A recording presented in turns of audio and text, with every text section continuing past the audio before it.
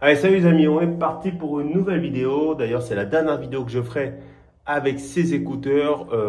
J'ai décidé de m'acheter un micro un peu plus pro. Je me suis cassé la tirelire. Ça devrait arriver aujourd'hui ou demain. Donc, la prochaine vidéo, après celle-ci, j'espère que le son sera de meilleure qualité. En tout cas, aujourd'hui, il n'y a pas de vent. Donc, normalement, ça devrait quand même aller. Allez, qu'est-ce qu'on a fait aujourd'hui? Vachement de trucs, pas mal de trucs. Évidemment, sur un terrain de cette taille-là, il y a toujours des trucs à faire. Alors, d'abord, j'ai planté ce qu'ils appellent du mouille-clé, qui est une herbe aromatique locale. Là, qui se prend en infusion chaude ou froide. Alors, ce qui est assez marrant, en infusion, vous mettez soit les feuilles, soit les fleurs, soit les deux. Ça colore l'eau en rouge. Alors, c'est déconseillé pour les diabétiques, c'est déconseillé si vous prenez des anticoagulants. Ça a des propriétés antidiarrhéiques, antispasmodiques, ça fluidifie le sang. Évidemment, quand du coup vous prenez un traitement médicamenteux, on vous conseille de consulter un médecin ou un herboriste avant de prendre ce type de plante, bon, sauf si vous le prenez une fois par curiosité. Dans tous les cas, toutes les aromatiques, ce sont à la base aussi des médicaments, donc à consommer avec un principe de rotation autant que possible, pour éviter, même pour les personnes en bonne santé, d'avoir des petits problèmes. Enfin bon, quelque chose qui m'a été donné par mon petit pépiniériste, qui m'a dit « Ah, tu connais pas ça? Bah tiens, fais-le, tu vas voir, c'est super bien. Ça a énormément de propriétés qui ont été validées scientifiquement. » Effectivement, j'ai vérifié, c'est pas du chiquet. Et donc voilà, c'est conseillé de le mettre en plein, enfin, soit soleil, soit mi-ombre, mi-soleil. Là, c'est un coin qui a le soleil l'après-midi, donc quand il fait plus chaud. Je me suis dit, bon, si ça résiste à côté de mes petits nombrils de Vénus, ça devrait aller. Donc voilà, il y a un petit arrosage qui est pas très loin. Donc juste de quoi bien humidifier et s'assurer que ça se propage comme il faut. Et puis bah voilà, on continue d'essayer de se battre contre les herbes sauvages, de façon à coloniser tout cet espace. Ensuite, quoi. Ah oui, regardez ma citronnelle qui va mais super bien. Là, j'ai mon hibiscus qui s'est fait ravager par, je pense que c'est les fourmis, les fameuses qui coupent les feuilles. Donc j'ai mis un peu de vaseline autour du tronc pour voir si ça faisait quelque chose. Mon pépiniériste m'a dit, ah oui, si c'est ça, faut que tu sprays avec un produit qui s'appelle Faucon, je sais pas quoi. Il m'a dit, mais faut le faire la nuit, ça va faire sortir, tu vas avoir tous les cafards, tous les comment on appelle ça, les scorpions, parce qu'on a beaucoup de scorpions. Non, c'est pas des scorpions mortels. La piqûre fait mal, mais on n'a pas un risque, sauf si vous avez des problèmes de santé. Mais un homme, une femme en bonne santé n'a pas de risque. Toujours est-il que j'ai pas envie de sprayer ici, donc j'ai dit ouais, mais je vais essayer d'une autre façon. Non, et il m'a donné quoi? Il m'a donné un truc qui s'appelle du thé noir, alors qui est pas du thé. Hein. Je lui ai dit, mais c'est pas une plante de thé, ça. Il me dit, si, ça c'est du thé noir. Mais il m'avait déjà fait le coup avec donc le thé, ce qu'ils appellent le thé noir, il est là, c'est en fait de la mélisse officinale, qu'on a en France aussi. Donc là, ça se plante en plein soleil ici. Il y a un petit arrosage qui est pas loin. Donc je l'ai mis à côté de la citronnelle, qui est là. Le vaporub, ça, il l'appelle le thé vert ici. Et c'est pas du thé, pareil. Ça, le vaporub, c'est une bouture que j'ai fait à la dure. C'est-à-dire que même en plein soleil, j'ai mis la tige, un peu de terre sous la tige, à côté de l'arrosage qui est quotidien. Et ça a pris, pareil pour l'origan. Je l'ai mise dans la terre et ça a pris direct. Donc là, je suis en train d'essayer de me faire un petit parterre d'aromatiques qui encaisse le soleil. Oh, regardez-moi cette belle chenille. On la voit l'image là? Ouais. Elle est là. Je sais même pas comment j'ai fait pour la voir. Ça fait des beaux papillons. Tout à l'heure, j'ai filmé un beau papillon. Je vais peut-être vous le mettre maintenant. Alors, je sais pas si le papillon que je vois à l'image, c'est ça, hein, cette chenille-là. Mais bon, vas-y, mange cette petite herbe-là. Regardez, c'est marrant comment ça monte. Elle me gêne de toute façon. Bim bam boum. Alors, qu'est-ce que j'ai fait? Oui, alors d'abord je vais retourner là-bas. Bon bah voilà, en quelques heures, j'ai pas cassé la débroussailleuse, la nouvelle, j'ai cassé la tête. Pourquoi? Parce que bah, évidemment, ça a beau être une gamme pro, ils mettent des têtes d'amateurs. Donc moi, je suis allé comme un bourrin dans des fourrés là-bas où j'ai des tournesols, des bidules, des machins. Et puis bah je l'ai cassé. Alors c'est simple à comprendre. Ça, c'est une tête standard de débroussailleuse. Donc elle, quand vous l'avez mise sur votre débroussailleuse et vous tapez le sol pendant pleine rotation, là il y a un ressort qui fait sortir le fil. Ok. Bon bah là regardez, Là, le fil, il sort tout seul, même sans appuyer sur le ressort. A priori, à l'intérieur, il y a des petits loquets. Donc, j'ai tellement tapé comme une brute dans les fourrés, là, que les petits loquets, ils ont sauté à l'intérieur, donc ça retient plus le câble.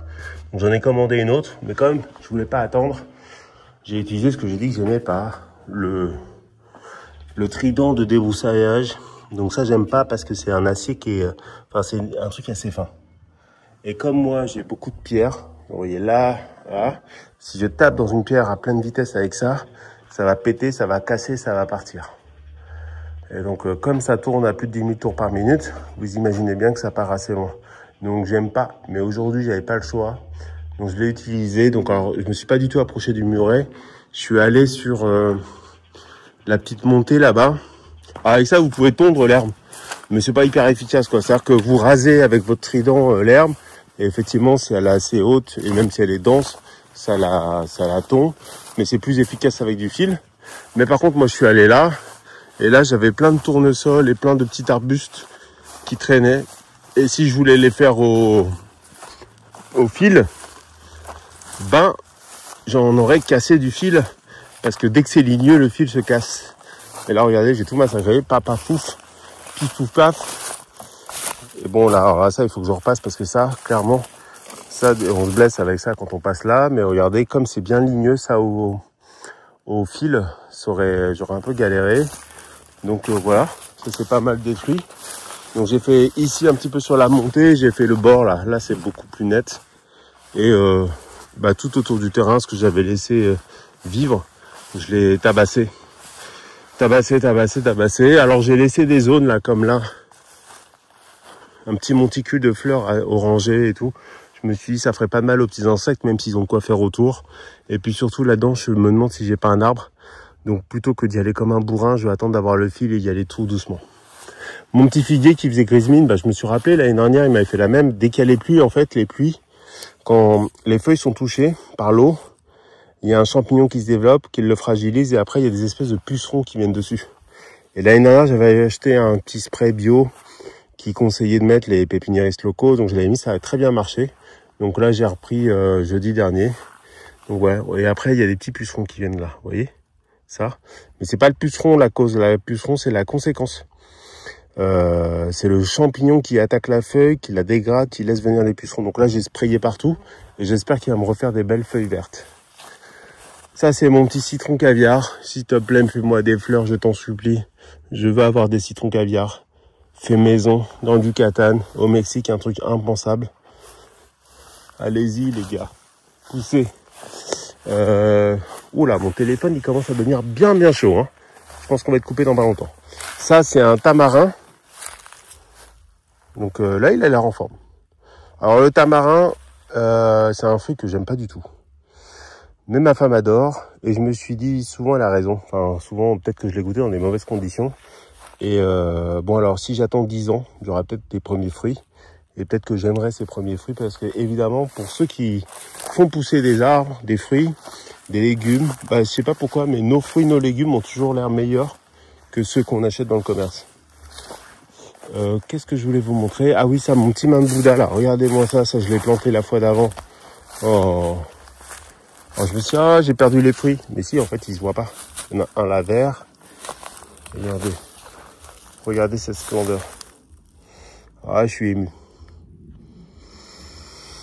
Je désespérais d'avoir ce fruit-là, ce fruitier-là, et regardez, hop, il est là. Alors lui, il va falloir que je lui mette un petit paillage quand même, parce que là, la terre à nu comme ça, c'est pas super. C'est vraiment pas super pour lui, le pauvre. Bam. J'ai mon, comme l'hibiscus là-bas, j'ai mon grenadier que j'avais planté il y a 2 semaines. Il s'est déjà fait dégommer toutes les feuilles. Donc pareil, je lui ai mis de la vaseline au pied. Je pense que ici, là, doit y avoir un nid de fourmis, une colonie de fourmis. Et vous savez, c'est des colonies qui ont des dizaines de milliers de comment on appelle ça, de sujets. Et elles sont très importantes pour la nature. Je crois que c'est elles qui ramènent genre 20 ou 25% des matières végétales dans le sol. Donc il faut surtout pas les dégager. En fait, il faut juste essayer de les orienter pour qu'elles aillent prendre des feuilles d'arbustes qui vous intéressent pas, quoi. Mais sinon, éviter de sprayer sur ce genre de bébête. Je sais que c'est la solution qu'on a envie d'adopter tous, mais c'est pas la plus belle. Pam, là je vois mon petit pitaya, donc il n'a pas sorti de racine celui-là, mais c'est pas très grave. Mon petit bassin, pour la première fois, je dis bien, alors je crois que j'ai une photo, je vais vous la mettre là. Ce nénuphar est sorti. C'est la première fois et ça fait 2 ans que je l'ai mis quoi. Et je me suis dit tiens, j'en ai un nouveau, il est violet et très beau. Donc ça c'est un nénuphar nocturne, c'est-à-dire qu'il sort la nuit. Et je suis arrivé ce matin, il était pourtant 7h30. Ouais, 7h30, il faisait bien jour, mais il était bien ouvert, je vais vous mettre sa couleur. Là derrière, on voit qu'il prend l'eau, le lotus. Ah, je suis content. Je suis content. C'est pas mal tout ça. Hop. Là, sur mon petit potager, tout va bien. Pas de problème. Et qu'est-ce que je voulais dire? Ah oui, là-bas. Bon, bah, du coup, j'ai changé un peu de régime alimentaire. Ça vous intéresse pas, mais en gros, j'ai fait un petit rééquilibrage alimentaire. Et j'ai inclus la papaye dans mon... Alors, la papaye, c'est ce fruit-là. Pour ceux qui connaissent pas. Alors ça, c'est la version sauvage. Ça fait des petits fruits. Donc, c'est super parce que les oiseaux qu'on faim, qu'on soif, qu'on ont envie de se défouler, ils vont sur ce fruit-là qui m'intéresse pas trop parce que ça fait un petit fruit avec énormément de graines et ils laissent les autres arbres tranquilles. Donc j'en ai un là et j'en ai un autre là-bas qui a poussé. Mais du coup, moi qui commence à manger de la papaye au kilo, et ben je vais en planter. Donc j'ai commencé à préparer des trous de plantation. Je vais faire des dérivations dans mes lignes d'eau et je vais planter 4 arbres ici. La papaye, c'est un arbre qui pousse assez vite. Donc j'espère qu'en un an et demi, j'aurai des fruits. C'est très simple, il faut faire des semis et prier d'avoir un mâle et plusieurs femelles. Parce que les variétés les plus les plus consommées sont des variétés qui sont des femelles. Il y a des variétés hermaphrodites comme la sauvage, mais souvent ça fait des petits fruits. D'ailleurs, comme dans la plupart des fruits qui sont auto-fertiles, vous verrez que les gammes de fruits sont plus petites que quand vous avez le traditionnel mâle-femelle. Voilà, ah oui, je parle dans tous les sens parce qu'aujourd'hui c'est une vidéo un petit peu compte rendu de tout ce que je vois, de tout ce que j'ai vu, tout ce que je fais. Mais regardez les petites boutures que j'avais commencé à faire. Alors toutes elles ont du... lève-toi toi. Toutes elles ont prise, elles ont commencé à prendre. Donc là elle me fait des feuilles. Donc c'est plutôt bon signe. Je vois pas encore les racines, mais je vais pas vraiment regarder. Je pense que c'est encore trop tôt. Là ça fait une semaine tout juste que j'ai fait cette bouture là. Donc je vais la remettre à l'intérieur de ma petite maisonnette et je vais la laisser encore au moins peut-être 3 semaines. Donc pour l'instant les deux qui ont sorti vraiment des feuilles, c'est celles qui ont le réservoir d'eau comme ça. Mais c'est peut-être un peu tôt pour le dire. Est-ce que l'autre, le terreau était trop humide, pas assez humide, j'en sais rien en fait. Donc voilà, ça marche bien. Et puis prochaine étape, c'est de faire des semis de papaye. Alors ça, c'est pas très difficile parce que la papaye contient des dizaines et des dizaines, voire des centaines de graines. Donc dans l'eau, il y en a bien quelques-unes qui vont germer. Et ensuite de planter tout ça. Voilà pour cette journée. Donc j'espère la prochaine fois pouvoir revenir avec une tête de débroussailleuse pour fil. Et du coup repasser un coup de fil sur le gazon pour bien le mettre à ras et gagner du temps sur la repousse. Et après, continuer les plantations, prévoir d'autres trous de plantation, agrandir le réseau d'irrigation. Voilà, il y a du boulot. Mais on se plaint pas parce que c'est super. Regardez comment c'est beau. Voilà. Allez, je vous laisse sur ce petit silence, ce petit calme paradisiaque. Et je vous souhaite une très très très bonne journée les amis. À bientôt. Ciao ciao.